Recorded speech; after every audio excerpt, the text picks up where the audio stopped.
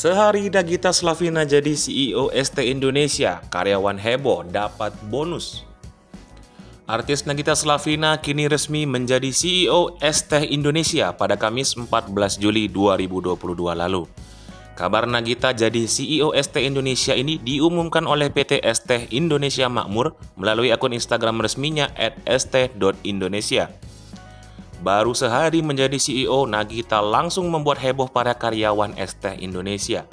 Kehebohan ini terlihat di tengah-tengah ruang kerja para karyawan. Sejumlah karyawan terlihat bersorak lantaran baru mendapatkan bonus setelah Nagita menjadi CEO mereka. Beberapa karyawan membocorkan jika nominal bonus yang mereka dapat adalah sekitar 4,7 juta rupiah. Ada pula beberapa karyawan yang ikut membagikan tangkapan layar nominal bonus sejumlah 4,2 juta tersebut. Disebutkan jika uang bonus tersebut adalah bentuk apresiasi kerja kepada para karyawan ST Indonesia.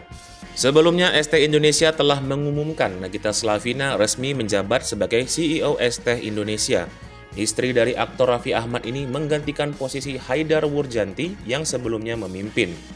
Dengan kepemimpinan ibu dua anak ini, ia berharap ST Indonesia bisa lebih maju dan menghadirkan produk yang berkualitas.